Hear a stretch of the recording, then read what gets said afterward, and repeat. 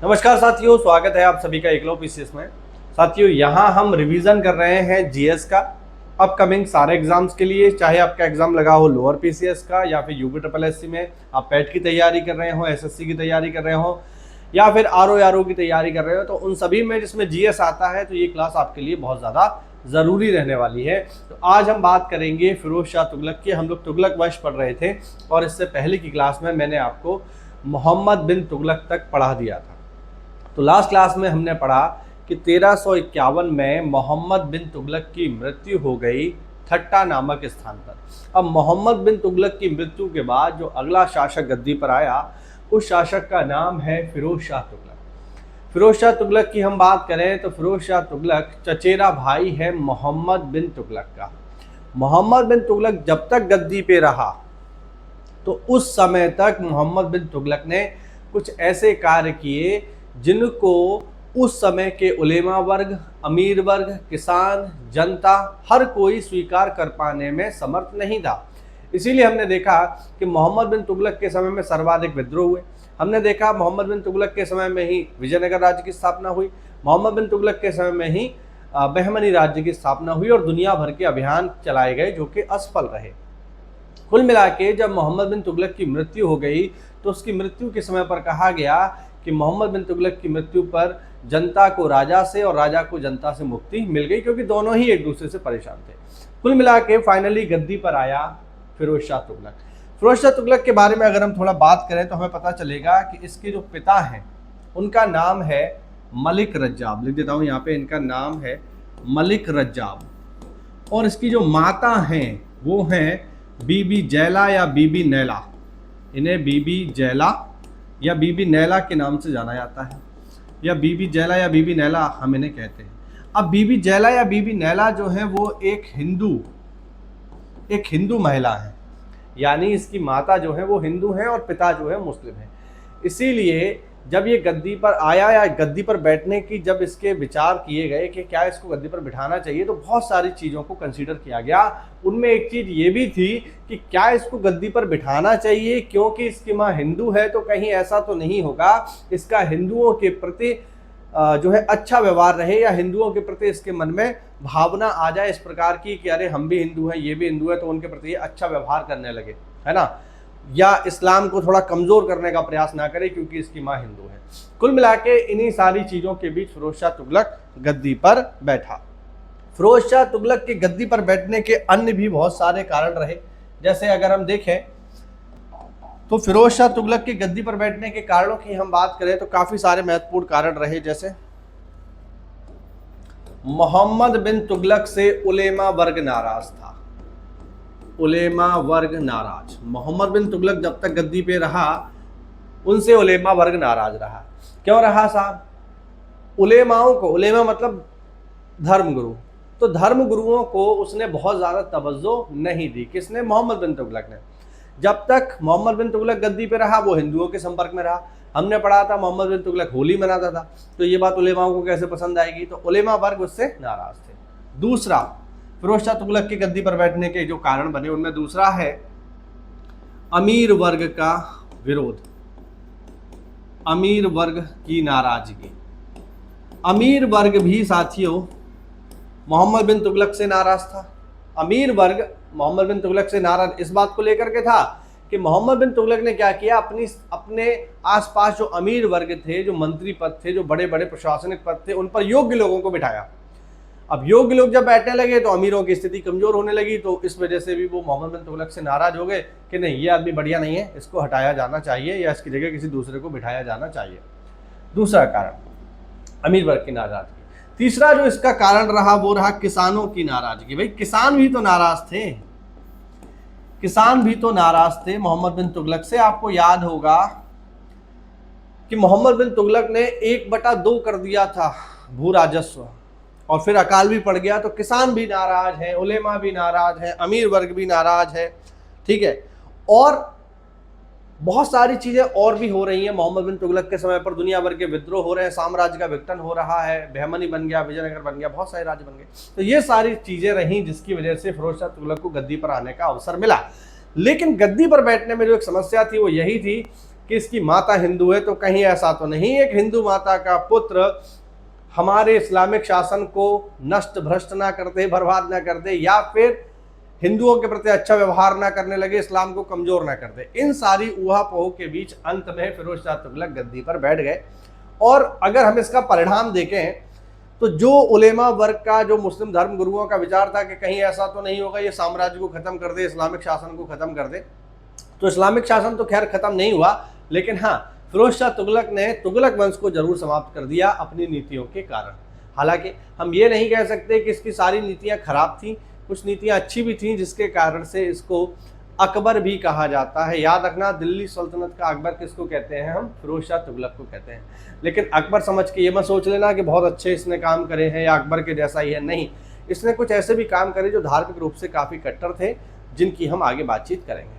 तो उम्मीद करता हूँ आपको समझ में आया होगा कि फिरोज शाह तुगलक गद्दी पर क्यों आया और MBT से ये लोग क्यों परेशान थे, और फिर इन सभी लोगों ने मिलकर के फिरोज शाह तुगलक को गद्दी पर बिठाया।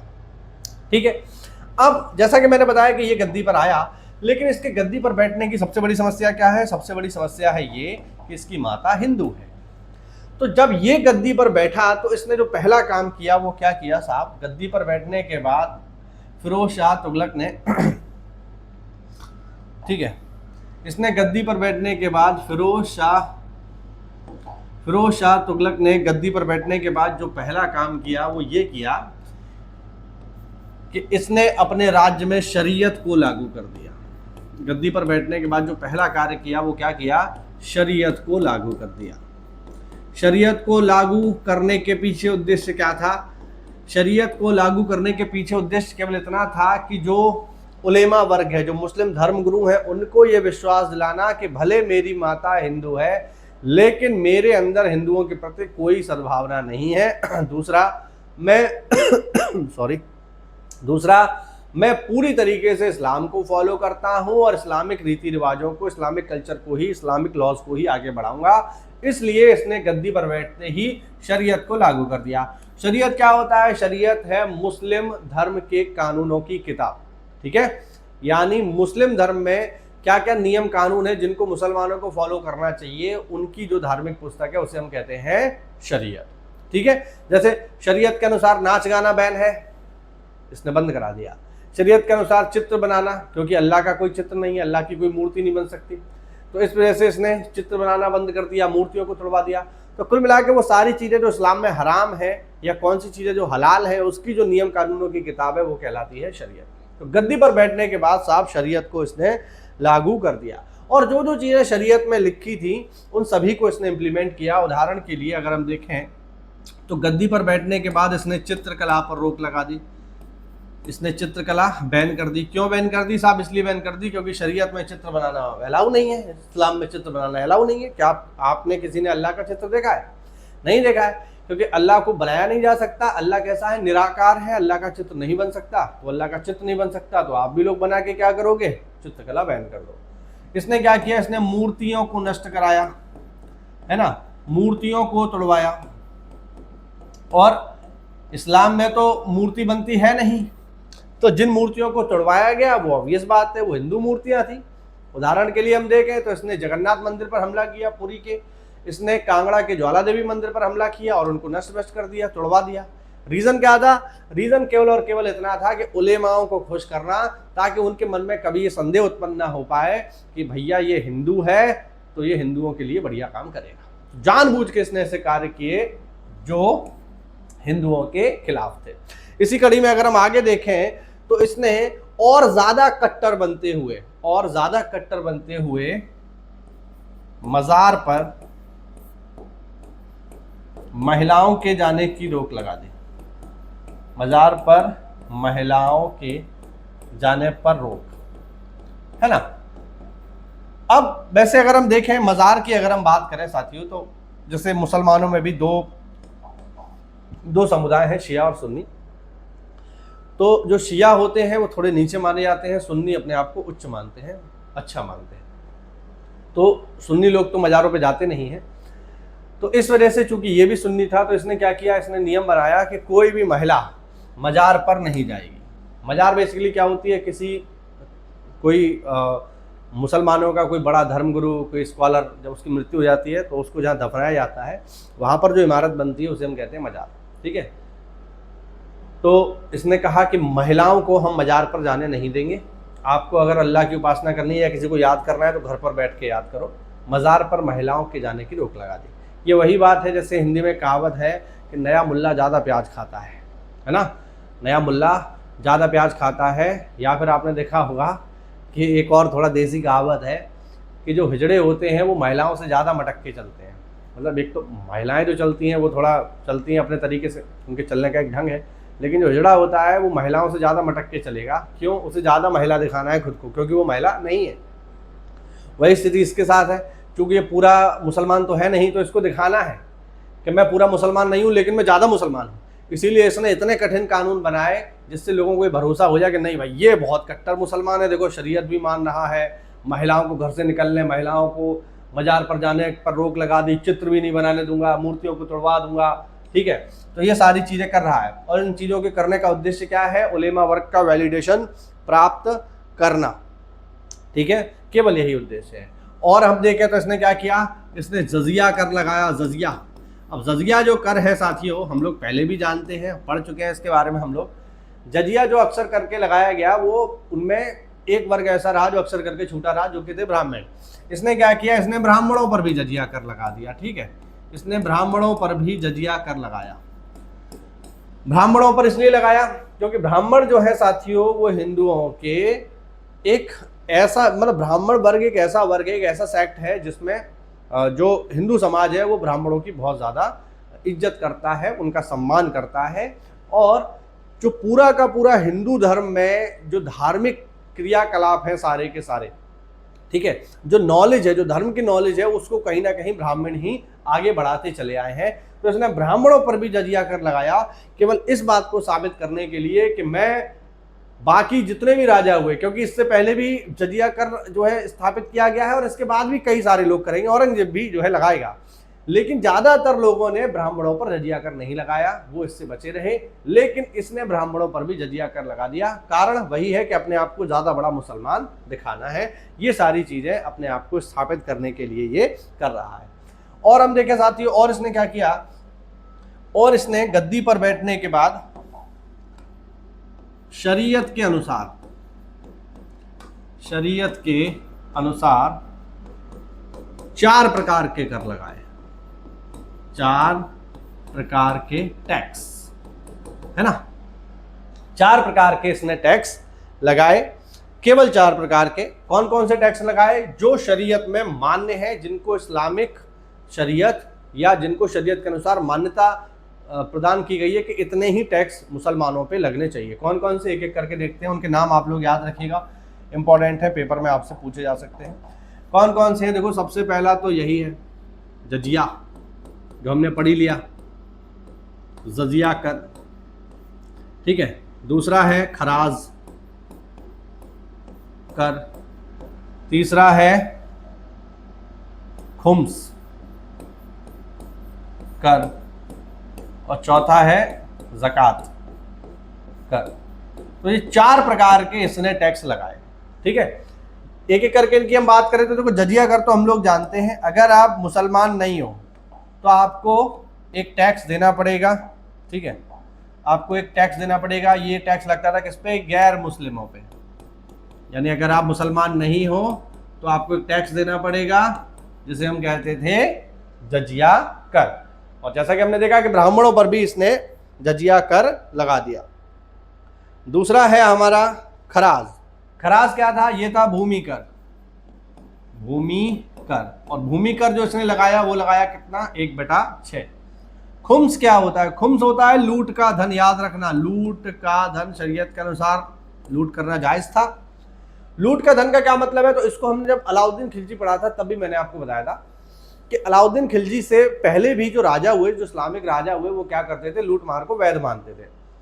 लूट मार करता कौन था? खुद राजा की सेना ही करती थी धन को प्राप्त करने के लिए। अब नियम क्या था? नियम ये था, पहले जो नियम चलता था वो ये चलता था कि जो भी लूट करके आएंगे, जो सैनिक होंगे जो लूट करके आएंगे, उसका 4/5 हिस्सा कौन रखेंगे? वो रखेंगे सैनिक। जैसे 5 रुपया अगर लूटे तो 4 रुपया सैनिक रख लेंगे, ठीक है। और 1/5 हिस्सा कौन रखेगा, वो रखेगा राजा, ठीक। ये मैंने आपको पहले भी बता चुका हूं। जब अलाउद्दीन खिलजी आया, उसने कहा जब हम आपको नगद वेतन दे रहे हैं तो लूट के धन पर हिस्सा किसका, मेरा। उसने इस व्यवस्था को बदल दिया और अलाउद्दीन खिलजी ने क्या किया था, ये 4/5 जो हिस्सा है ये अपने पास रखा और केवल 1/5 सैनिकों को दिया। लेकिन जब ये महाराज गद्दी पर आए तो इन्होंने इस व्यवस्था को फिर से बदल दिया। इन्होंने कहा नहीं, जो पहले चल रहा था अलाउद्दीन खिलजी से पहले वही हम मान्य रखेंगे और 1/5 हिस्सा हम रखेंगे और 4/5 हिस्सा सैनिकों में बांट देंगे। क्यों? फिर वही बात, केवल ये सिद्ध करने के लिए कि मैं सबका भला सोचता हूं, मैं किसी मुसलमान के खिलाफ नहीं हूं और जो इस्लामिक रीति रिवाज है, जो नियम कानून है, मैं उन्हीं को मानूंगा। तो ये व्यवस्था साहब इन्होंने शुरू कर दी। और ज़कात क्या होता है? ज़कात देखिए, ज़कात होता है दान पुण्य करना। मुसलमानों में जो कर्तव्य है उनमें ज़कात करना अनिवार्य है, ठीक है। यानी दान पुण्य करना। और दान पुण्य कितना करना? अपनी कुल आय का 1/40वां हिस्सा, ठीक है। यानी जितना भी आप कमाते हो उसका 1/40वां हिस्सा, या हम इसे कहते हैं 2.5%, ठीक है। इतना आपको दान करना है। तो ये 4 प्रकार के उसने टैक्स इंप्लीमेंट किए जनता के ऊपर, जो कि शरीयत के अनुसार थे। और शरीयत के अनुसार भी इन्हें लागू करने का उद्देश्य केवल मात्र यही था कि अपने आप को ज़्यादा बड़ा मुसलमान दिखाना। उम्मीद करता हूँ यह आपको समझ में आया होगा। और जैसा कि मैंने बताया कि अपने आप को ज़्यादा बड़ा मुसलमान दिखाने के लिए इसने क्या किया, इसने साथियों ये भी याद रखना, आप चाहो तो नोट कर लेना इसको, कि इसने पुरी के जगन्नाथ मंदिर, ठीक, और ज्वाला देवी मंदिर कांगड़ा, ज्वाला देवी मंदिर, ये क्या पड़ता है, कांगड़ा, इन दोनों पर हमला किया और इनको नुकसान पहुंचाया, इनकी मूर्तियों को नुकसान पहुंचाया। उद्देश्य क्या था? उद्देश्य वही था कि अपने आप को मूर्ति भंजक सिद्ध करना, अपने आप को ज़्यादा बड़ा मुसलमान दिखाना, ठीक है। लेकिन क्या ये सारे के सारे खराब काम ही कर रहा है? क्या इसने कोई बढ़िया काम नहीं करे? फिर हम इसे अकबर क्यों कह रहे हैं? तो ऐसा नहीं है।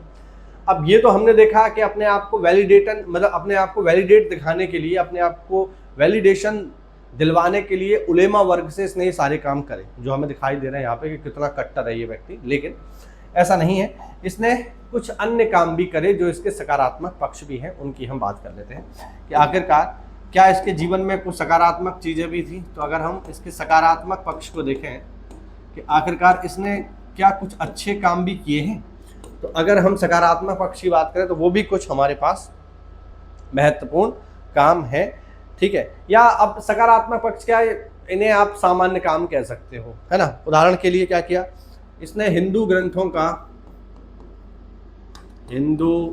ग्रंथों का फारसी में अनुवाद कराया, फारसी में अनुवाद,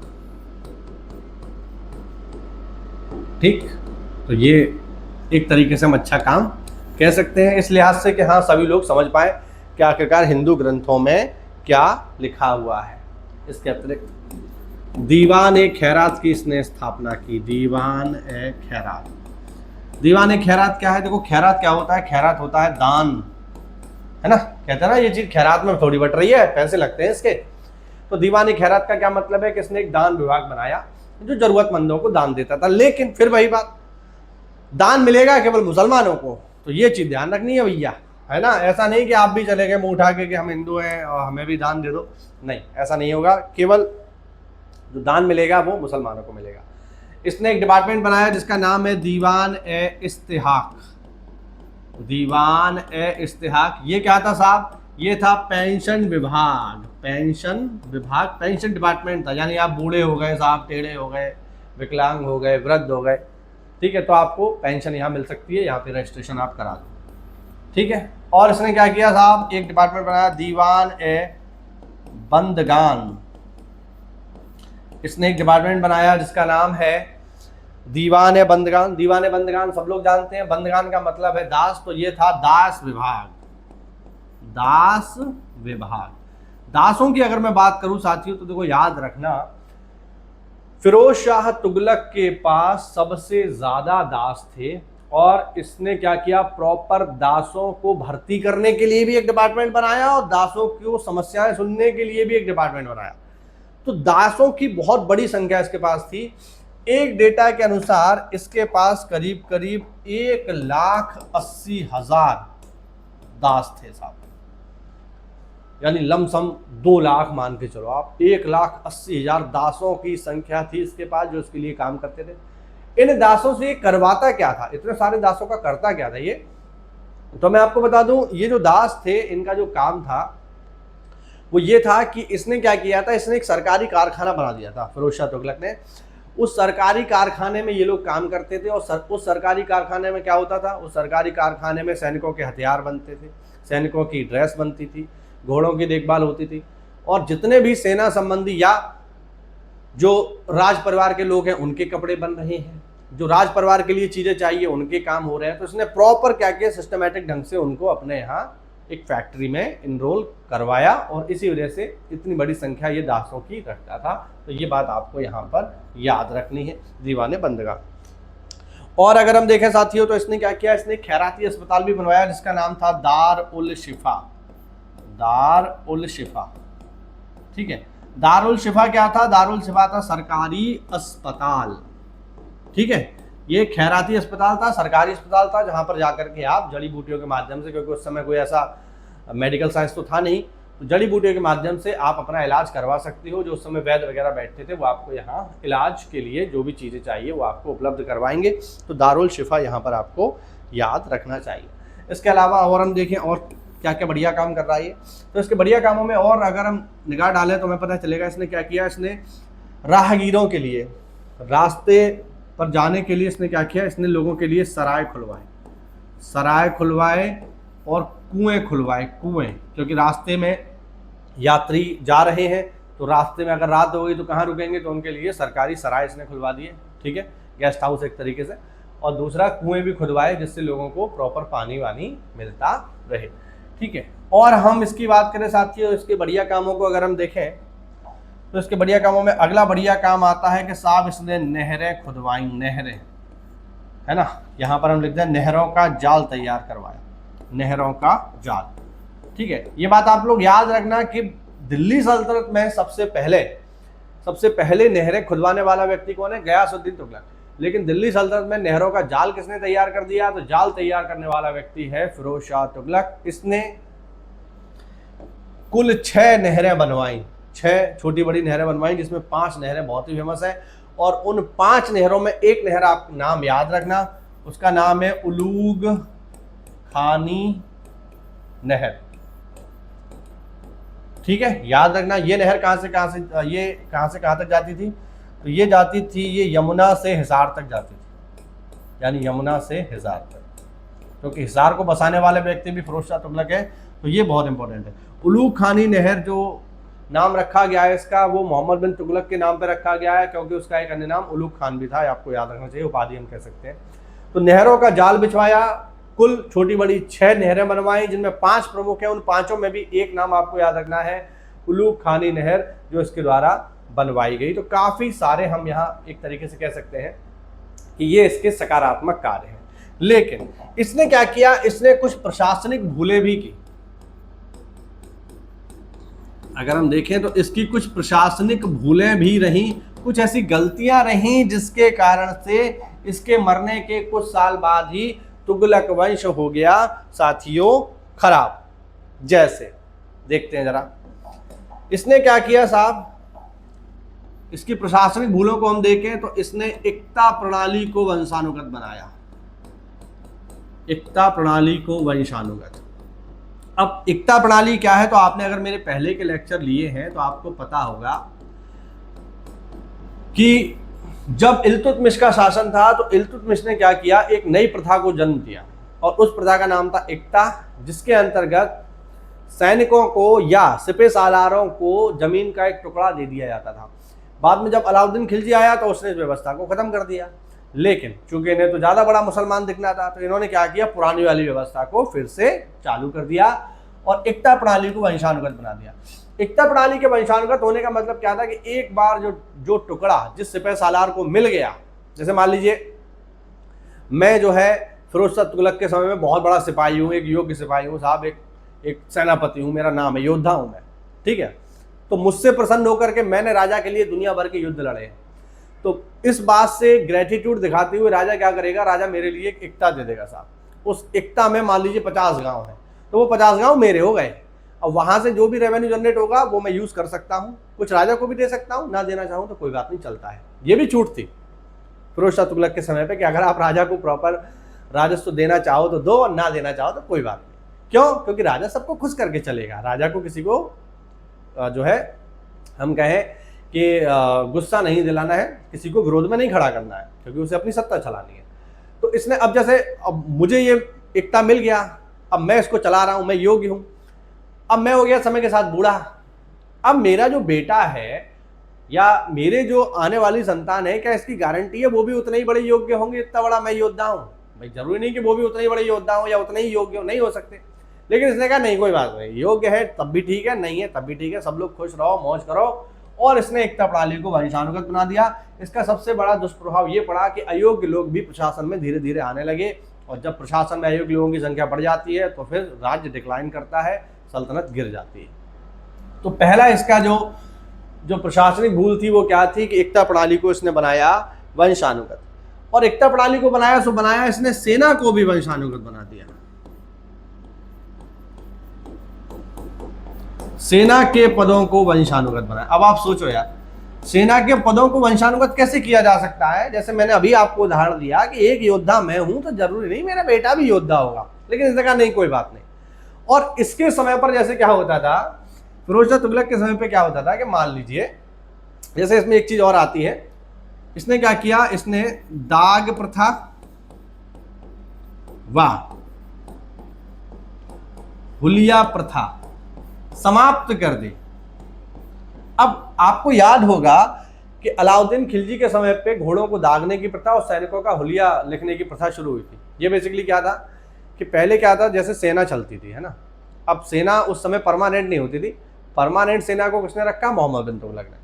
अलाउद्दीन खिलजी के समय तक क्या होता था कि साहब राजा को सेना की आवश्यकता है, तो राजा लोगों के पास जाता था, मतलब राजा स्वयं नहीं जाता था, अधिकारी जाते थे, और फिर लोग अपनी इच्छा से या अपनी क्षमता के अनुसार सेना में अपना नाम लिखवाते थे।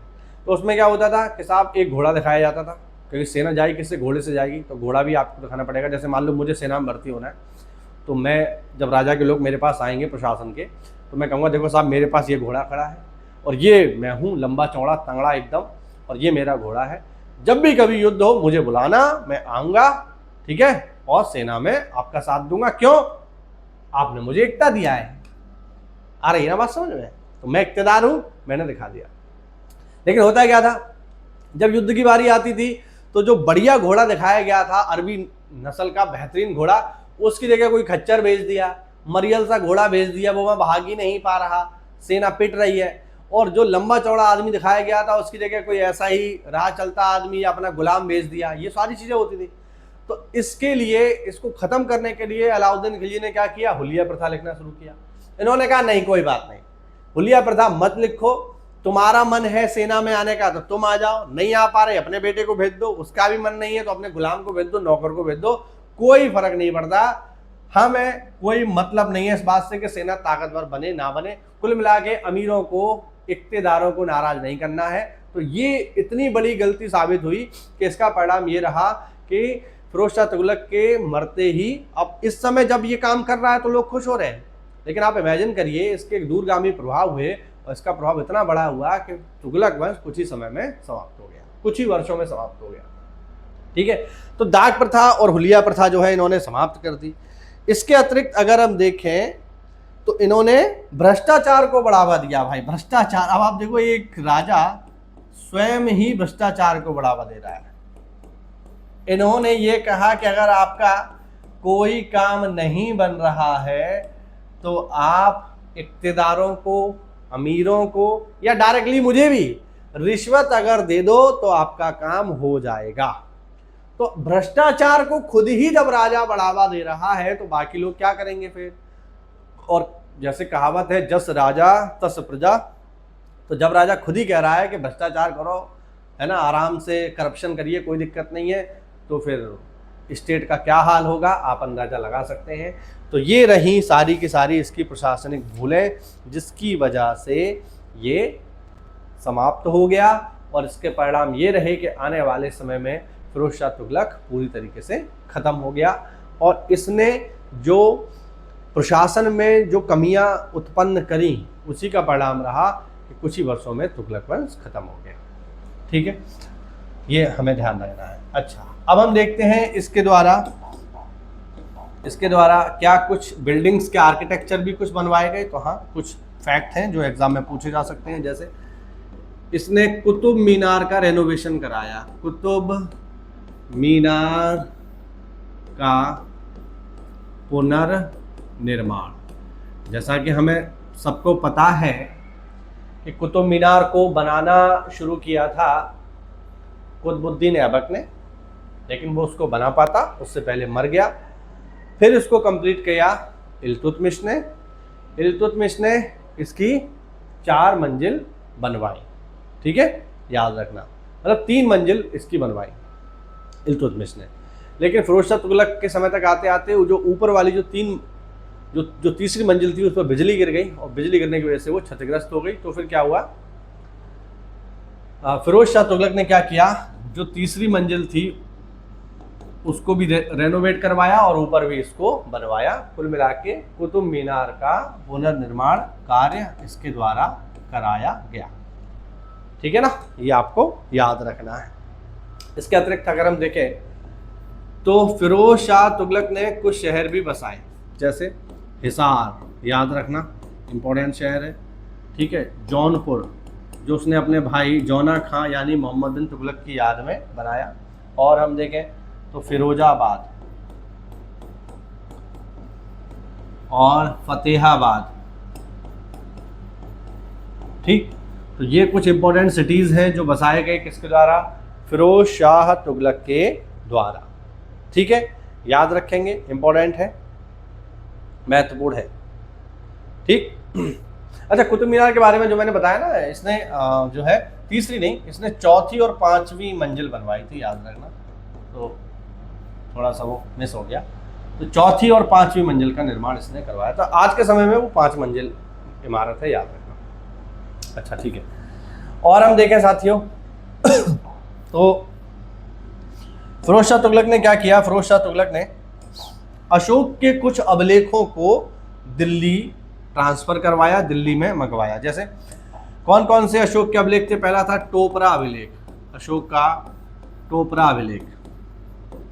ये अशोक के टोपरा अभिलेख हरियाणा से प्राप्त हुआ है। इसको कहाँ ले आया, दिल्ली ले आया, ये खुदाई में निकाल के। और एक इसमें और है जो कि है मेरठ अभिलेख। तो अशोक के मेरठ अभिलेख को भी ये कहाँ ले आया, दिल्ली में ले आया। तो याद रखना, ये भी इंपॉर्टेंट फैक्ट है जो पेपर में पूछा जाता है कि अशोक के अभिलेखों को दिल्ली कौन लाया, तो वो है फिरोज शाह तुगलक। और कुल मिला के इन्हीं सारी चीज़ों के बीच 1388 में इसकी मृत्यु हो गई। ठीक है, 1388 में साथियों इसकी मृत्यु हो गई। और इसका मकबरा, क्योंकि मृत्यु हुई है तो मकबरा भी बना होगा, तो इसका मकबरा दिल्ली में है, याद रखना। ठीक, इसी के साथ हमारा तुगलक वंश का एक बहुत ही इंपॉर्टेंट चैप्टर यहाँ पर समाप्त हुआ है ना। अब इसकी एक आत्मकथा भी है, आप उसका नाम सुन लो, वो है फतवाते फिरोज शाही। ठीक है, महत्वपूर्ण है। ठीक, और इसके बाद के जो शासक हैं वो बहुत ज़्यादा कमज़ोर हैं, कुछ ऐसा उसमें खास है नहीं, केवल आप सुन लीजिए मेरे हिसाब से तो। ठीक है, अंतिम जो इसका शासक है वो है नासरुद्दीन महमूद, 1395 से 1414। नाम लिख देता हूँ उसका, नासरुद्दीन महमूद। नासरुद्दीन महमूद, इसका समय है 1395 से 1414। इसमें आपको याद रखना है ये अंतिम शासक है तुगलक वंश का। इंपॉर्टेंट बात यह है कि साथियों इसी के समय पर हुआ तैमूर लंग का भारत आक्रमण। बस इतना ही आपको याद रखना है। तैमूर लंग जो कि एक दुर्दांत तैमूर लंग का आक्रमण तैमूरलंग कौन है साहब? तो तैमूरलंग एक दुर्दांत इस्लामिक आक्रमणकारी है, ठीक है, जो समरकंद से यहाँ आया था और इसने अप्रैल से लेकर दिसंबर तक वो लूटमार मचाई दिल्ली में कि पूरी दिल्ली को बुरी तरीके से लूट लिया। सेना जो तुगलक वंश के लोगों की थी वो पहले ही कमजोर कर चुके थे, फिरोज शाह तुगलक अयोग्य लोगों को भर्ती कर करके, तो वो मुकाबला कर नहीं पाई और फिरोज शाह तुगलक की गलतियों की वजह से ही तैमूरलंग ने दिल्ली शहर को पूरी तरीके से नष्ट कर दिया और भयानक लूटपाट मचा करके उसने दिल्ली को नष्ट भ्रष्ट कर दिया। ठीक है, तो याद रखिएगा, महत्वपूर्ण है। और इसी के साथ ये टॉपिक हमारा यहाँ से समाप्त हुआ, तुगलक वंश हमारा समाप्त हुआ। अगली जो हम क्लास लेंगे उस क्लास में हम सैयद वंश को कवर करेंगे, फिर लोधी वंश को कवर करेंगे और फाइनली फिर हम शुरू करेंगे मुगल वंश। अगर आप चैनल पर पहली बार आए हैं तो चैनल को सब्सक्राइब करिए, वीडियो अच्छा लगा हो तो वीडियो को लाइक करिए। मिलते हैं अगली क्लास में, तब तक के लिए जय हिंद, जय भारत, वंदे मातरम।